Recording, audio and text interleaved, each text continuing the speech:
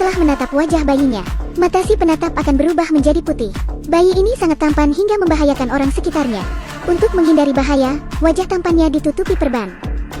Topi dan kacamata menjadi perlengkapan sehari-harinya. Anak ini tidak pernah berani memamerkan wajahnya. Untuk mencegah agar tidak ada korban lagi, orang tuanya pun membawanya pindah ke daerah yang lebih sepi dan terpencil. Pria berwajah mematikan ini bernama Max, karena Max menutupi wajahnya dengan kain kasa sepanjang hari. Semua orang memperlakukannya sebagai orang asing. Max secara bertahap menjadi depresi.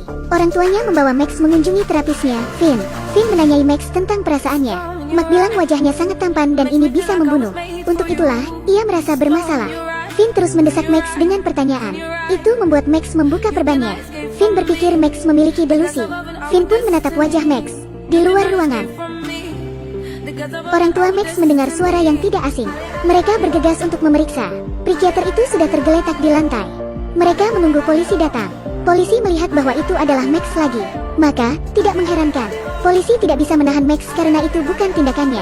Kalau tidak, Max tidak tahu berapa kali dia sudah ditahan. Namun, Max sangat ingin hidup normal. Max yang duduk di kursi hanya menatap batu bata yang ada di dekat kakinya. Dia punya rencana.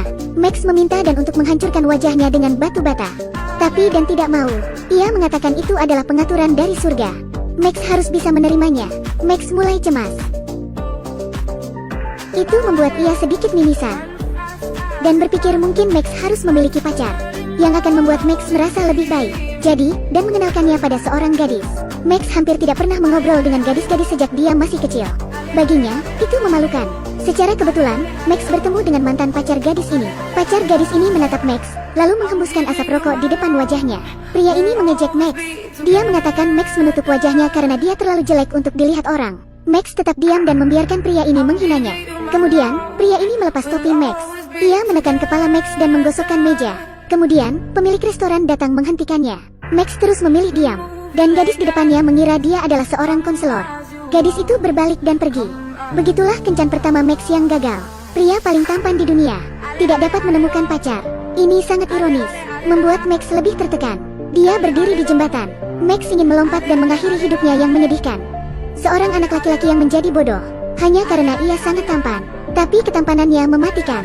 Selama orang yang melihat wajahnya, langsung meninggal di tempat. Karena wajah tampan ini, dia telah mengambil banyak nyawa. Pada saat ini seorang gadis bernama Alex datang. Max berpikir dia akan membujuk dirinya untuk tidak melompat. Tapi Alex berkata, "Anda ingin mati? Carilah jembatan yang lebih baik. Ini terlalu rendah untuk jatuh." Alex mengatakan, Max tidak memiliki keberanian untuk melompat. Kemudian Alex membawa Max ke suatu tempat, yaitu panti jompo, tempat Alex menjadi sukarelawan. Karena baginya, orang tua adalah orang yang paling dekat dengan kematian. Tapi mereka sangat optimis dan ceria. Tidak ada yang peduli dengan penampilan aneh Max. Di sini Max membuka hatinya untuk pertama kali. Ia mengalami perasaan relaksasi yang belum pernah terjadi sebelumnya. Dengan cara ini Max dan Alex menjadi teman baik. Mereka mengobrol bersama, dan pergi ke supermarket. Mereka membeli banyak Skittles dan menuangkannya ke dalam bak mandi. Lalu, mereka masuk ke dalam bak mandi. Kemudian menikmati saat-saat bahagia dikelilingi oleh rasa manis. Pada saat ini, Max memberitahu Alex. Ia mengatakan pada Alex alasan mengapa kain kasa melilit wajahnya. Setelah mendengarnya, Alex tidak menganggapnya serius. Tapi ia malah membuka resleting jaketnya, lalu menunjukkan sebuah alat yang ada di atas dadanya. Ternyata Alex menderita penyakit jantung yang langka. Kematian bisa datang kapan saja. Di hari-hari setelahnya, dua orang yang sakit dan menyedihkan ini semakin dekat. Bersama-sama mereka melakukan banyak hal yang belum pernah mereka lakukan sebelumnya.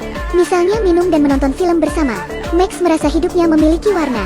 Dan Alex juga merasakan detak jantungnya berdegup kencang untuk pertama kalinya.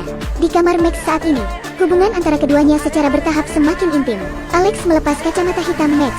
Melihat mata yang dalam dan indah, Alex semakin terobsesi. Tiba-tiba, orang tua Max pulang. Mereka masuk ke kamar Max dan mendapati Alex di sana. Melihat Alex, orang tua Max senang karena Max akhirnya memiliki pacar.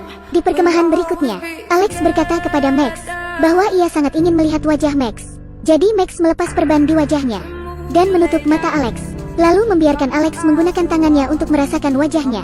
Hari berikutnya, mereka datang ke panti jompo lagi. Tapi ada kabar buruk, seorang wanita tua jatuh sakit. Menyaksikan orang tua itu menderita setiap hari, Alex merasa sedih. Dia ingin Max membantu Rose mengakhiri hidupnya. Ia ingin Max membantunya pergi tanpa rasa sakit. Tapi Max menolak. Dia benci melihat orang lain merasakan sakit di depannya. Alex pun pergi dengan kecewa.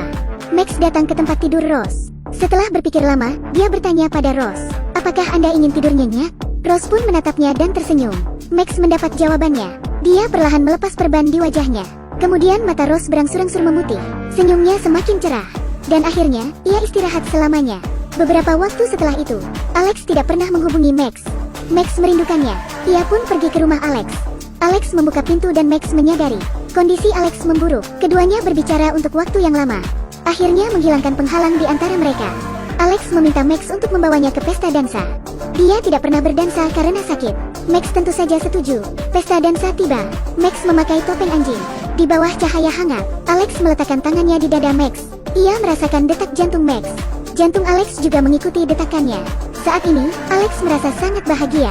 Tapi tiba-tiba Alex mendorong Max dan pergi. Dia sakit lagi karena detak jantungnya tidak stabil. Ia mencari alasan untuk pergi. Max tidak menyadari Alex keluar berlari. Ia baru saja bertemu dan pacarnya. Pada saat ini, pria yang menggertak Max sebelumnya juga muncul. Beberapa orang bubar dan mulai berkelahi lagi. Pria itu meraih Max, lalu melepas topengnya. Sedangkan pacar dan menatap wajah Max. Dia melihat mata Max, dan mata gadis itu berubah menjadi putih. Max segera dibawa ke kantor polisi, tapi akhirnya dia dibebaskan. Lagi pula, pria tampan tidak harus membayar untuk hidupnya. Saat ini, Alex sedang dirawat di rumah sakit. Max pun datang menemuinya. Alex tahu bahwa waktunya hampir habis. Ia meminta Max untuk melihat wajahnya. Setelah mendengarnya, Max marah. Max tidak ingin wajahnya membuat Alex mati. Ia kembali ke rumah dan mengambil batu bata untuk menghancurkan wajahnya sendiri. Untungnya, orang tua Max tiba tepat waktu. Mereka segera menghentikan Max. Kemudian, Alex terus menelepon Max. Tapi Max tidak menjawabnya.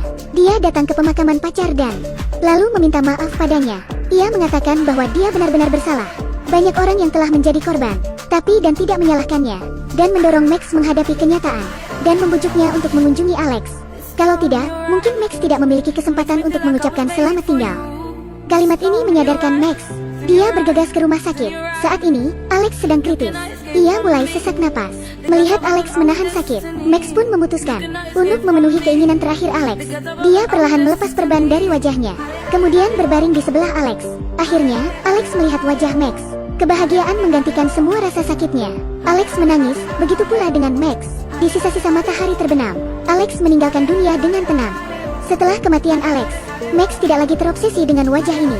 Dia menerima semua ini dengan sepenuh hati. Alex menebus jiwanya yang hilang.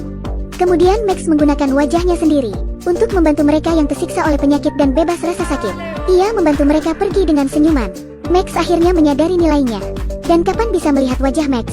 Seperti apakah wajah pria tampan ini? Sangat disayangkan bahwa dalam film dari awal sampai akhir, sutradara tidak menunjukkan wajah asli Max. Apakah karena dia takut penonton juga ikut mati? Temannya, dan datang menemuinya. Ia pun melihat wajah asli Max. Ia kaget. Oh tidak, sekian video kali ini. Jangan lupa like dan follow. Sampai jumpa.